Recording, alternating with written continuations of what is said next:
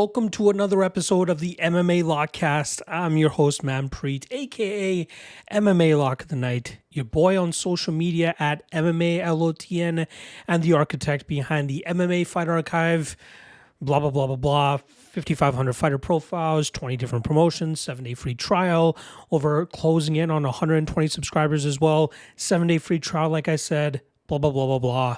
MMA Fight Archive, link in the description below. All right. This week, we're talking about UFC Nashville, which is headlined by a heavyweight matchup between Derek the Black Beast Lewis taking on towering rising contender Thaleson Teixeira. We obviously have Nate Landwehr on the card as well, who is a Tennessee native, and there is a ton of other great fights scheduled for this card. Very much looking forward to breaking down this 12-fight card for you guys, especially after a very rare UFC off weekend like we had last weekend, but this starts 7 consecutive weekends of UFC events and also plays an appetizer to next week's pay-per-view, which goes down in New Orleans with Dustin Poirier's retirement fight as he takes on Max Holloway for a third time. But business first in Nashville, Tennessee. Let's quickly recap last UFC events, Lock of the Night and Dog of the Night plays. Lock of the Night is absolutely cruising now, finally hitting my gear. With that last event, we had the Terrence McKinney and Vyacheslav Borshev fight under 1.5 rounds. It lasted less than a minute. That's exactly what I expected to happen. I believe we got it in at -170. Very happy to hit that. That now brings our record to 33-23 on the year for a 59% hit rate. So that's plus 5% since the last time I did a Lock of the Night breakdown for you guys here. 8 straight Lock of the Night hits, 11-1 over our last 12. We're absolutely rocking and rolling and getting close to breaking profit again with those Lock of the Night plays after a very stagnant start to the year for those plays. So very happy to have turned that around, and results are showing that as well. Dog of the Night plays, not so much. Now, we did hit our Dog of the Night play for the last UFC event, which was Beneil Dariush, who I was close to making a Lock of the Night play as well, but I was more than happy to take him at plus 125 as he went out there and beat Moicano pretty much the entire fight outside of getting dropped at the ending of that first round. I just knew he had Moicano beat pretty much anywhere. It all came down to his durability holding up. So he did give us a bit of a scare with that knockdown, but he managed to bounce back in the second and third round and secure that decision victory. And that now brings our Dog of the Night record to 30-37 on the year for a 45% hit rate. Again, the Lock of the Night on the upswing, the Dog of the Night not so much, but I'm happy that we're able to hit our UFC Dog of the Night play. All right, reminder, this weekend, not only is it UFC Nashville, but we also have LFA and Cage Warriors, which I'll be doing written breakdowns for on the Lock of the Night Patreon page, but I'll also have the Legacy Warriors podcast for both of those shows dropping on Thursday and Friday, respectively. So make sure you guys stay tuned for that, on top of all the other great content that I have dropping for this UFC Nashville card. So without further ado, I would love to get into this breakdown for you guys for these 12 fights. And we start off in the women's strawweight division, where we have Fatima Kline coming in at -1,400, going up against Melissa Martinez, who comes in at +900. Now, starting off on the Kline side of things, I think she was happy to finally be back at 115 pounds in her first full camp under the UFC banner, and she showed off how good she can be as she absolutely dominated Victoria Dudikova on the mat before she was able to find a TKO finish in the second round. Previous to that, she took her short notice UFC debut up a weight class against a bigger and stronger grappler in Jasmine Jasudavicius, and Jasudavicius was able to sweep her on the scorecards that night. And I think that goes to show how important weight classes are, and I think the difference in terms of results and performance for Kline over her last 2 matchups are a perfect example of that. She's a close training partner of Erin Blanchfield, and she clearly does her best work when she can drag opponents to the ground and get to dominant positions and either control them or finish them. She's going to have to utilize all of that grappling skill here against Melissa Martinez, who was able to bounce back after a loss in her UFC debut to Elise Reed. She took a little bit of time off. Well, maybe not a little bit. I think it was like 2 years that she took off, and she came back against Elise Argeline. And, that was a very weird fight. Argeline was moving forward the entire time and throwing big shots, but it was Martinez, even off of her back foot, who was able to land more significant damage and combos.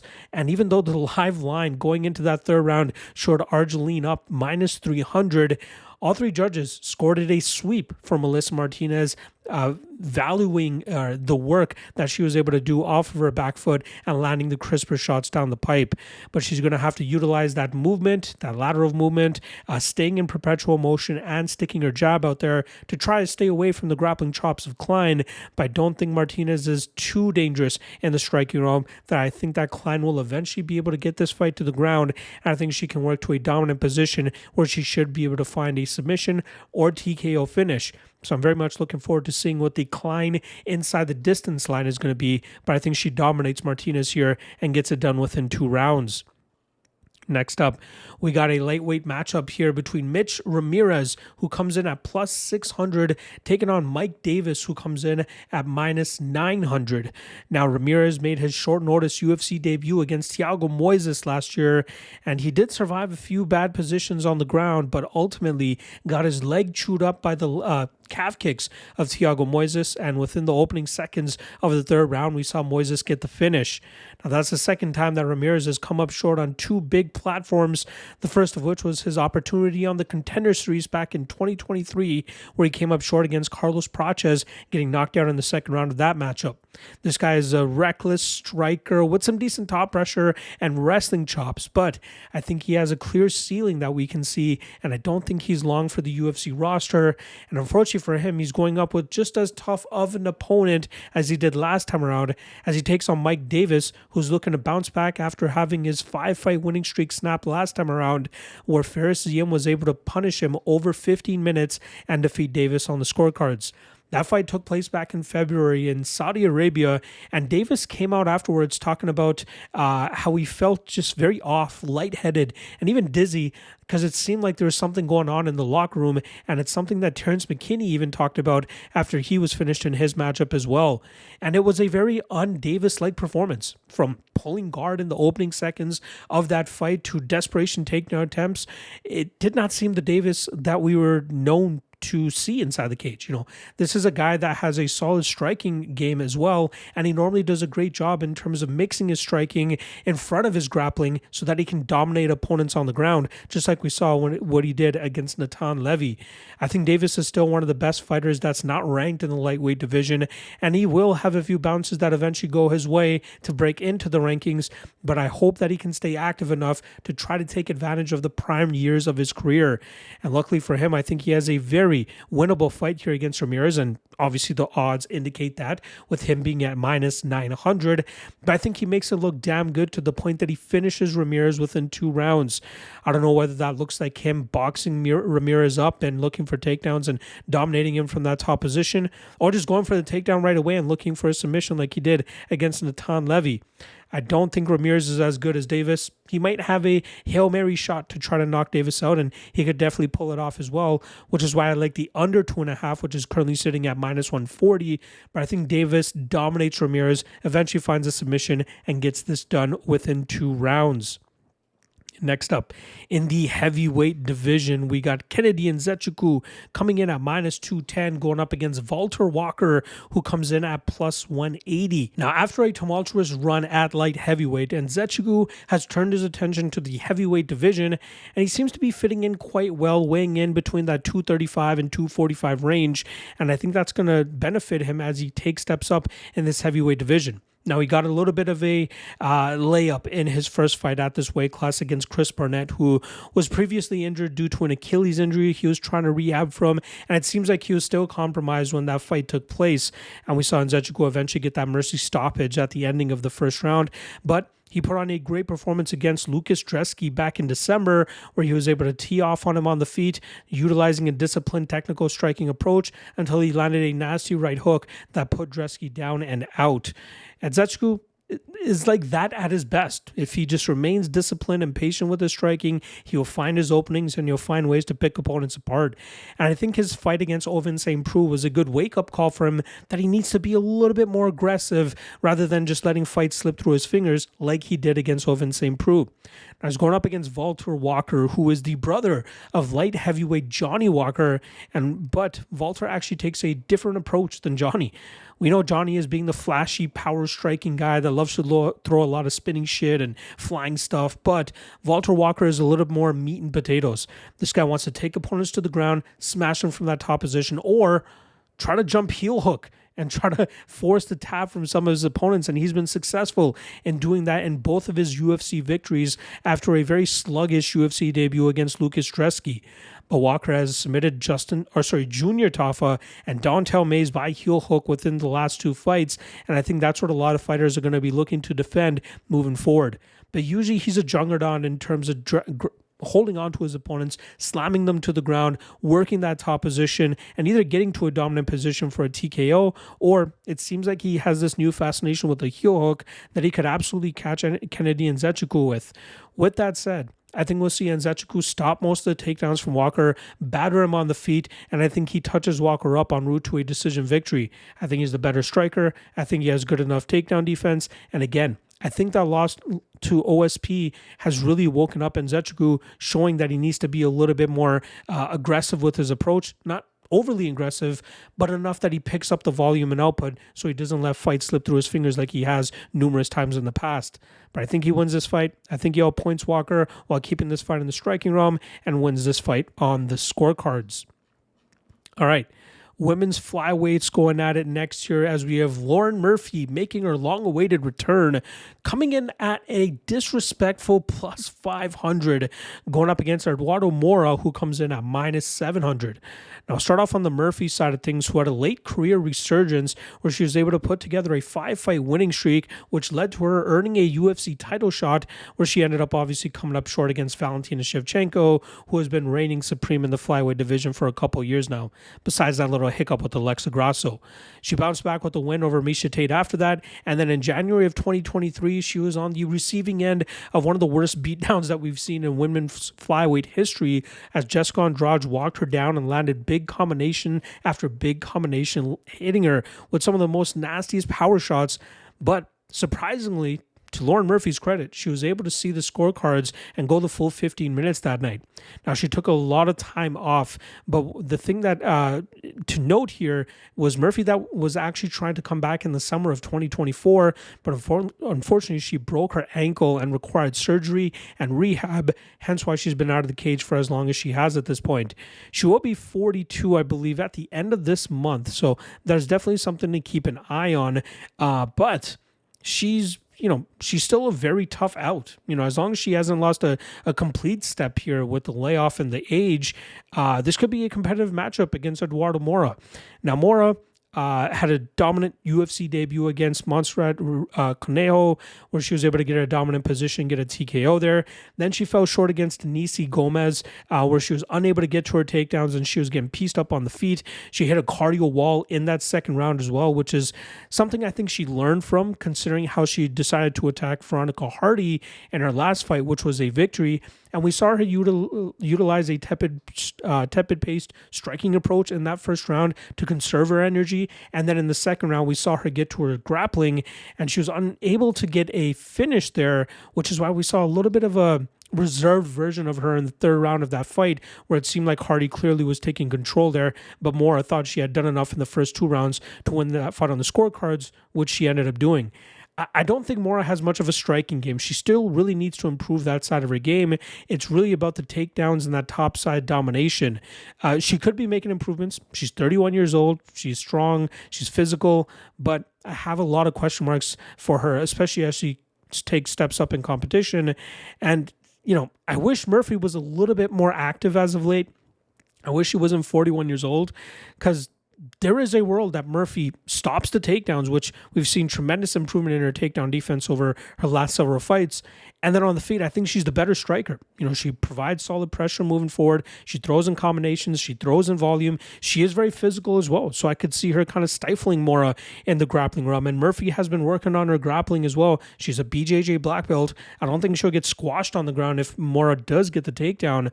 But I believe that Murphy has the better gas tank as well. With that said, I'm still going to lean Moura as my prediction, but no way should you be getting involved at minus 700. If anything, a small shot on Lauren Murphy is definitely warranted here considering the wide odds, and I wouldn't be surprised as fight week starts to roll on here that people start to realize that and start jumping on Murphy, and I wouldn't be surprised if we see by fight time Murphy starts going down to that plus 200-ish range with the amount of volume that I expect to come in on her. But this is a very winnable fight as long as Murphy hasn't lost a crazy amount of steam. As long as she, is not a completely different fighter, Moura will not be able to replicate what Jessica Andrade did, and Moura may not get as much control time as I'm expecting her to, and I think Murphy could easily squeeze out 2 rounds here. I think she definitely wins the 3rd round, and I think she could squeeze out one of the first 2 with her volume and takedown defense. So Moura is the prediction, but very, very, very low confidence. But if there is a bet to make in this matchup, it's likely that Murphy plus 500. All right, next up, welterweights going at it here as you have Jake Matthews coming in at plus 130 going up against Chidi Njokuani, who comes in at minus 150. Now, Matthews has finally gotten on a winning streak for the first time in 5 years as he strung together victories over Phil Rowe and last time around against Francisco Prado. And that matchup against Prado, I was expecting Matthews to get back to his wrestling just as he did in the 3rd round of his fight against Phil Rowe. But Matthews clearly showing improvements in his hands over the last several fights. It's gotten him in trouble against certain opponents. Matthew Summelsberger was able to drop him 3 times in their matchup as well. But when he is in his groove and he can show that he is a better striker than his opponent, that's where he starts to look like he has some of the better performances of his career. And I think that's what we saw with Francisco Prado. Going into that, I thought he needed to lean on his grappling, but he proved me wrong. He dictated the pace of that fight in the striking realm and swept the youngster on the scorecards, outstriking him the entire way as well. But I think he needs to take advantage of matchups stylistically speaking. And in this matchup against Njokuani, I think he's going to have to get to his grappling game if he hopes to have any success. But that's going to be a tough task against a guy who has a 4-inch height as well as a 7-inch reach advantage in Chidi Njokuani. Now, Njokuani had a lackluster UFC career at middleweight, but since cutting down to welterweight, he is now 3-0, although he did miss weight last time around against Elizio Zaleski by 1.3 pounds, but I think that was a bit of an anomaly. He made it the first 2 times without much issue, and I think we'll see him get back on the weight-making train this weekend as he takes on Jake Matthews in a big-time matchup. Njokuani, nasty Muay Thai specialist, very good elbows, very good knees inside the clinch as well, and he does a great job in terms of managing his distance. I love how often he utilizes his teep kick to the gut to keep opponents at bay, but also drain the gas tank of his opponents with the stinging power that he lands those teep kicks with. And then on the ground, he's a BJJ black belt as well. He's significantly improved his takedown defense, and a lot of that has to do with his range management. He's able to snuff out takedown attempts before they're even close in on his hips. He sprawls well. He pivots back out into distance, and then he gets back to his striking game. And he also has a nasty choke game as well if opponents start shooting desperation takedowns. The issue that a lot of people have had with Njokuani, including myself, is the skeptical durability at time, right? Sometimes he gets hit and he can take the shot. Sometimes he gets hit and he goes out. And the reason I'm going to end up going with him to win this matchup is because Matthews is not that big of a finishing threat. You're talking about a guy whose last knockout win was over Andre Fulio. I believe that was about 4 years ago now. Prior to that was a doctor stoppage 10 years ago against Akbar Areola. His knockdowns have come against Andre Fialho, who he finished, Diego Sanchez, who he could not finish in 2020. And again, he's just not much of a finishing threat. Yes, he is improving the confidence and striking game, but he's still not throwing with a whole lot of power that makes me believe that he can finish Njokuani, especially with all the distance he's going to have to make up in the no man's land here. So I think Njokuani controls this in the striking realm. I think he shucks off the takedowns attempts from Matthews, and I think he picks away at him on the feet. Thus, I'm going to go with Njokuani to secure his 4th straight victory, and I think it happens on the scorecards. All right, next up in the welterweight division, we got Max Payne Griffin coming in at plus 255, going up against Chris Curtis, who comes in at minus 305. Now, starting off on the Griffin side of things, he continued his mediocrity as he had another fight lose. It's been a long time since he's been able to put together more than one win together. Last time around, he got submitted by Michael Chiesa. Now, that was a matchup where he struggled tremendously in terms of getting off on his own offense. A lot of that had to do with Chiesa treading around at distance until he found opportunities to blitz forward and land some attacks, engage in some exchanges. But in those exchanges, Griffin was often playing defense, while Chiesa was the one landing a barrage of shots to really cause Griffin some issues. Ultimately, it was Chiesa landing a takedown in the final round, getting to the back of Griffin and securing a rear naked choke to force the tap from the 39-year-old fighter. Now, Griffin is a guy that is slowly starting to slow down. When he's at his best, I think it's him grinding opponents out, utilizing his physicality and his athleticism to wear opponents down, really grind them out. This is a guy that I had as a lock of the night play 5 years ago or 4 years ago when he took on Carlos Condit, because I knew he could bring that physicality to Condit, who often succumbed against fighters that would take him to the ground and hold him in those bad positions. But it's getting harder for Griffin to do that, and I think it's going to be very hard for him to try to do that here against the action man, Chris Curtis, who is finally doing something that he should have done the entire time he's been in the UFC, and that's go down to 170 pounds, where he spent the majority of his professional career. Now, he made it to the UFC on short notice, fighting up at middleweight, and I can understand his confidence in wanting to stay at the weight class, considering he put together 3 straight victories before he ran into Jack Hermansson. But I think that we're starting to see over his past couple of fights that size and that power is really starting to nullify some of the success that Curtis can have. And now going up against a guy like Griffin here, I think we can see Curtis utilize his style effectively. And I think Griffin will be happy to finally have somebody that's going to meet him in the pocket. But unfortunately for Griffin, he's going up against a guy that's much better inside the pocket in Chris Curtis. Look for Curtis to land some big shots. I think he's going to dictate the pace pretty well here. I think he marches Max Griffin down, utilizes good striking defense. And I think that eventually leads to Chris Curtis winning this fight by knockout. Probably within the first 2, maybe the 3rd round. I think he finally catches up to Griffin and gets him out of there. All right, next up, I believe this is the first fight of the main card. We got light heavyweights, Junior Tafa coming in at minus 165, going up against Tokkos, who comes in at plus 145. Now, Tafa, formerly a heavyweight, has gone 2-3 now in the UFC, most recently coming off of a knockout victory over short notice replacement Sean Sharaf, who really put it on Junior Tafa early. Should there have been 15, 20 more seconds in that first round, it's possible that Sharaf could have mustered up a couple more shots and gotten the TKO stoppage, as Tafa was put in a very bad position. But then we saw Sharaf's short notice flaws come into play as you start to slow down, and Tafa was able to start putting together a barrage of shots and get Sharaf out of there in the second round. But Tafa is one of the, I want to say this with as much respect as possible. I think he's one of the worst light heavyweights and heavyweight fighters on the roster. He has a kickboxing background where he went, 20... I have the number here, 23-5 as a kickboxer, but I'm not seeing, the chops that made him so successful in the kickboxing world. Like, he's getting outstruck by Marcos Rogerio de Lima, got leg kick TKO'd in that matchup. Even in a kickboxing matchup, he actually got leg kick TKO'd as well.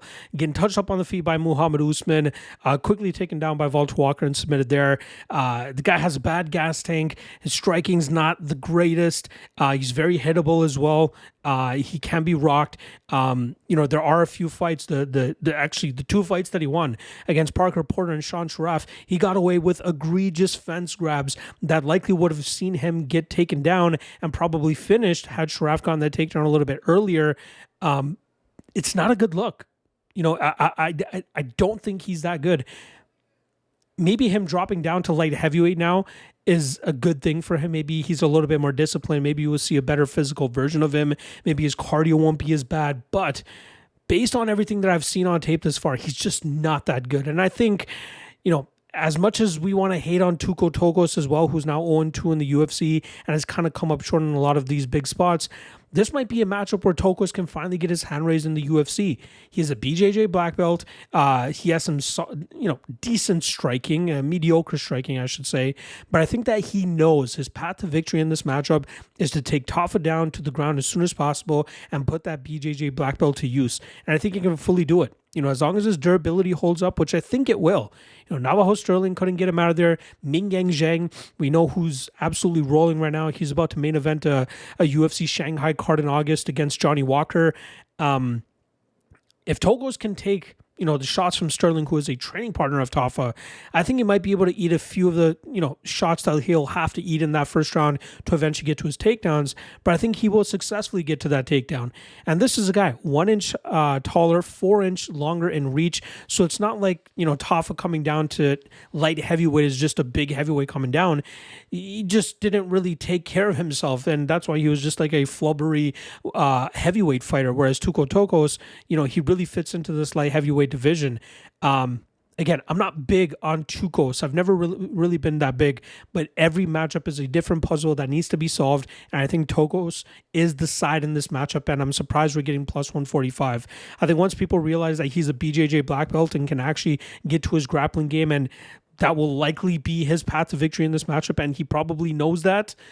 Look for him to get this fight to the ground pretty quickly, and I think he'll be able to secure that submission win. I feel pretty damn good about Tokkos in this spot as well. I'm ready to eat crow if he ends up getting knocked out. But as of right now, I think this is a matchup where he can go out there and win it pretty dominantly. All right. Next up, speaking of guys moving weight classes now, we got Vitor Petrino coming in at minus 700, going up to the heavyweight division, taking on Austin Lane, who comes in at plus 500. Now, Petrino is on a 2-fight skid where he got submitted by Anthony Smith as a big favorite, and then they ended up getting knocked out by Dustin Jacoby in a pedestrian-type performance from both guys, if we're being honest. Petrino is normally a power puncher who's started to round out his game, where he's tried to incorporate some takedowns and some top control. Even got a submission victory over Marcin Prachnio a couple fights back. He's trying to string it together, but this move up to heavyweight is intriguing to me because I'm wondering if that power will translate for him. And if it will, the guy he's fighting this weekend will be the perfect guy to showcase that against if it actually does, because we know Austin Lane a little bit chinny, and considering his last 3 losses have come by knockout, you'd have to assume Petrino's going to be looking to replicate those results. Still very... still a guy that requires a little bit of maturing, a little bit of experience, a little bit more, experience against tougher competition. And I think the UFC is kind of giving him a layup here with Austin Lane, who, may not be as bad as a lot of people are making him out to be, or at least his plus 500 is making him out to be. If you go back and watch his fights against Shnata Dinis, he won that first round pretty convincingly before he got knocked out in the second round. The Robelis Despain fight, he was a big underdog in that matchup, but he stuck to the game plan and grinded Despain out. And then his last matchup, Mario Pinto. He won that first round. He hurt Pinto a few times before Pinto finally bit down on the mouthpiece on the second round and really put the pressure on Lane and eventually got him out of there. So Lane has the chops to be successful. It's just that his durability and fight IQ at times really causes him to slip up and allow other opponents to take advantage of him. But he'll have a 4-inch height advantage, 3-inch reach advantage here against Petrino. I'm not crazy enough to go out there and pick Lane to win this matchup, but I'd be a little bit skeptical in terms of parlaying minus 700 here. I'll go Petrino by knockout, which is probably going to be chalky as hell, so it's probably not even worth taking that chalk, but I'll take Petrino to win this matchup by knockout. I'm just going to pass on any investment in it, though. All right. Very, very fun matchup here as we have Tennessee representative Nate the Train Landwehr coming in at plus 215, going up against Morgan Charriere, who comes in at minus 255. Now, last time around, Nate Landwehr went through an absolute war with Doo Ho Choi, but unfortunately, it was Choi's wrestling and grappling that caused Nate Landwehr a ton of trouble, leading to Choi getting that TKO stoppage from the crucifix position in the third round of that matchup. Now, Landwehr was not slowing down or anything, but he just got checkmated in that position that Choi was so strong and sturdy in, which eventually led to him getting that TKO with those elbows and ground and pound shots that he was landing.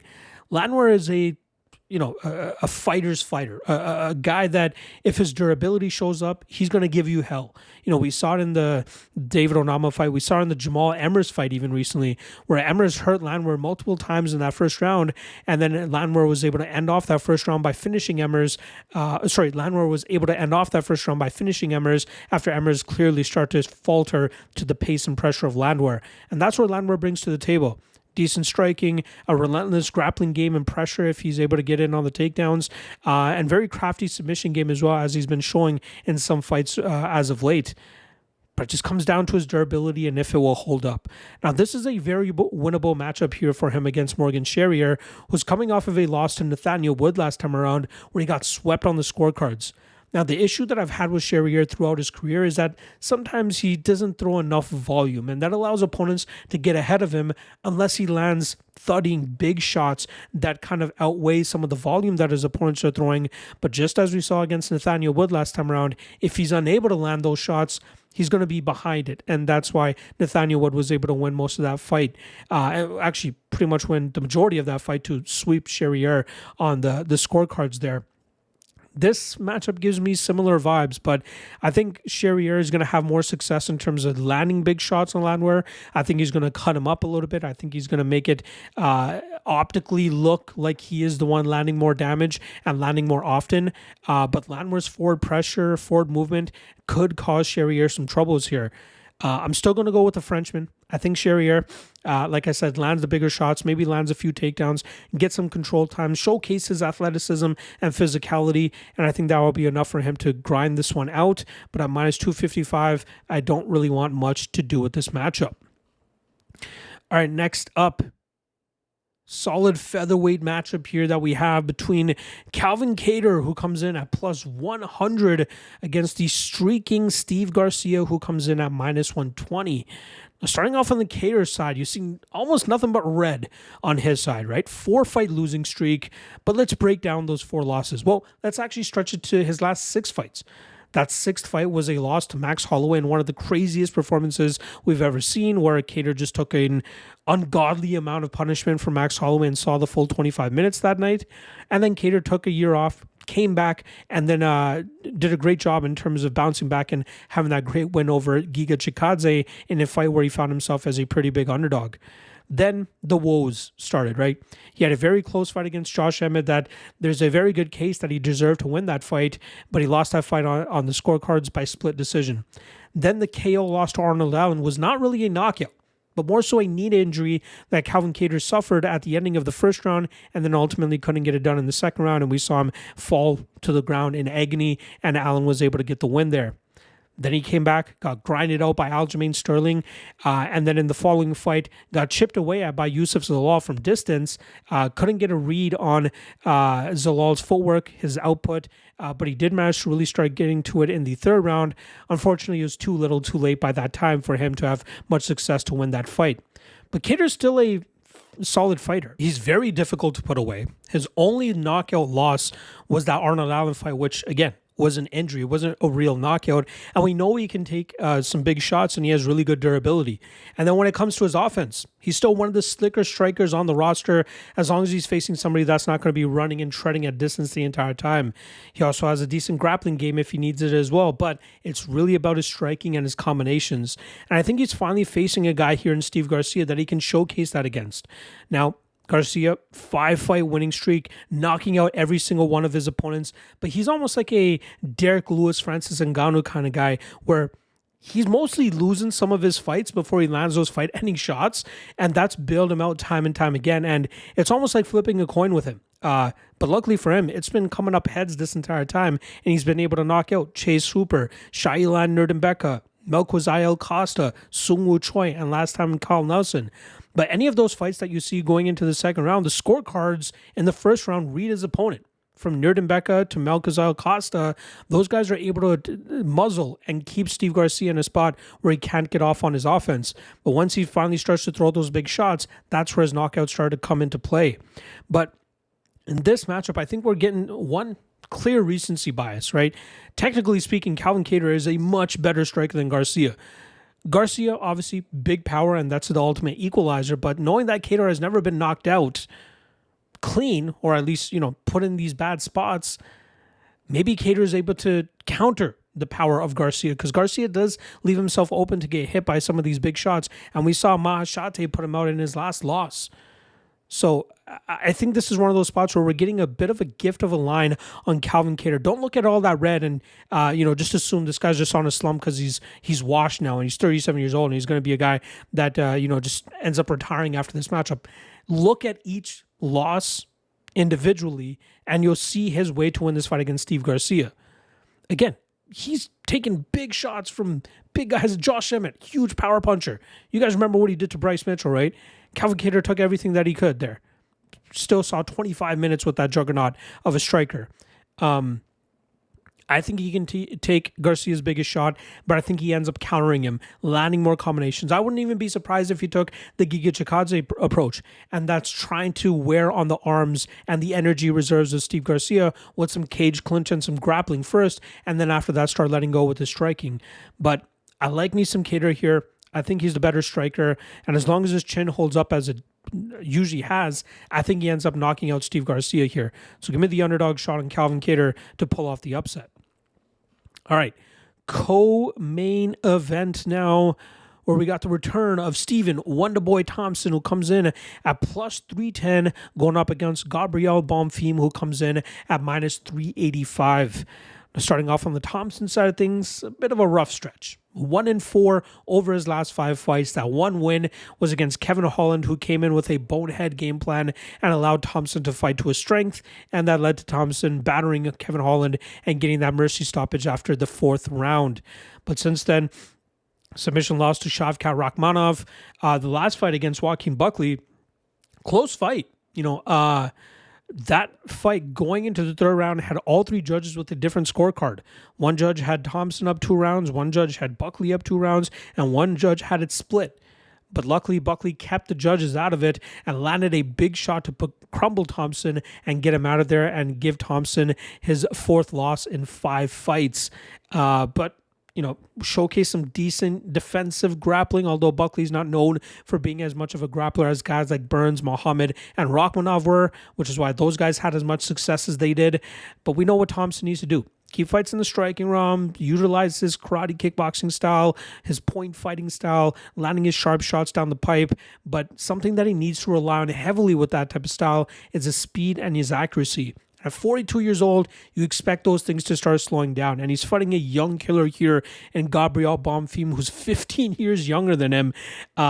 And only one loss. That one loss came to Nicholas Dalby a couple fights back, where it seemed like Bonfim was just hitting the gas a little bit too quickly. And then he ended up faltering under the pace and pressure of Dalby, which led to Dalby finishing him. I believe it was the ending of the 2nd round.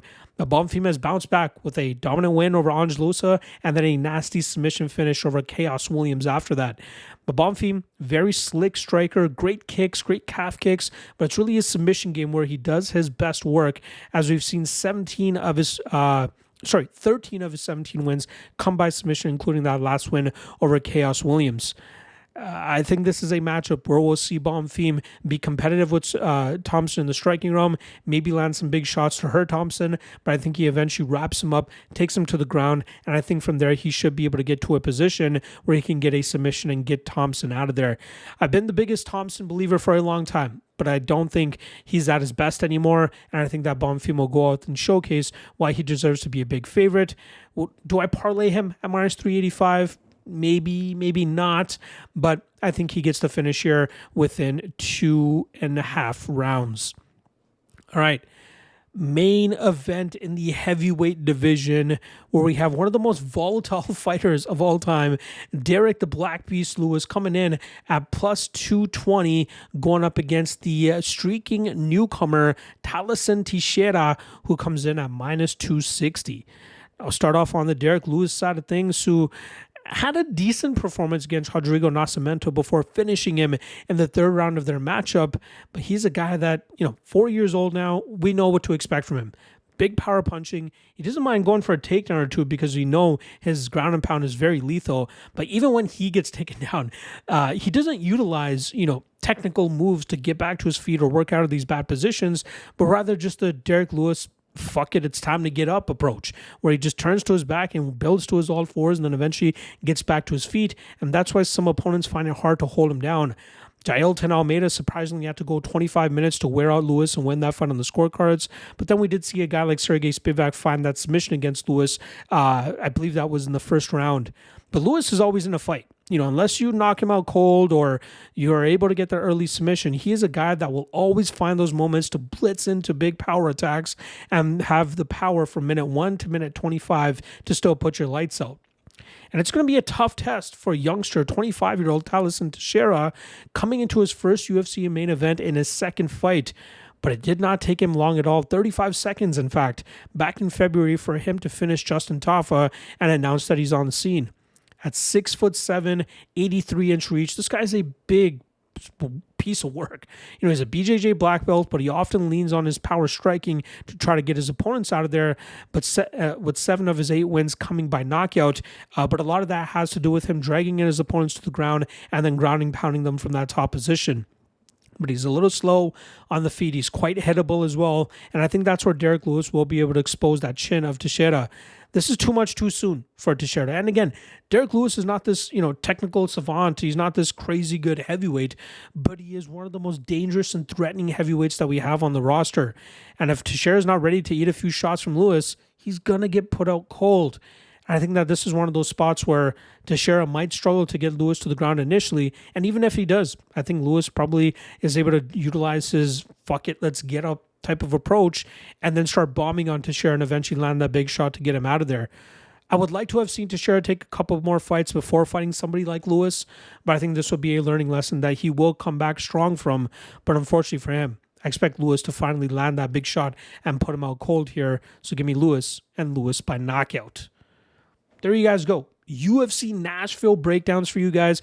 It's great to be back in the pocket here. And this will be the last time that you guys will see the setup like this.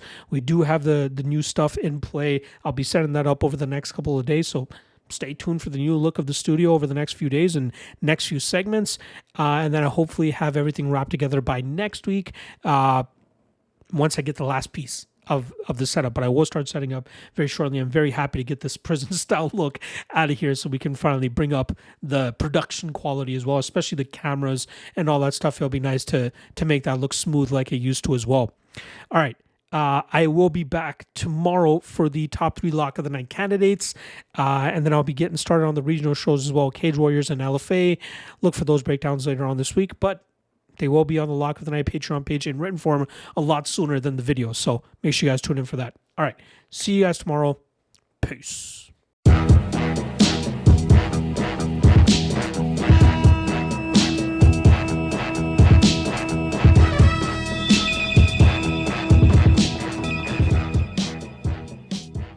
Last thing.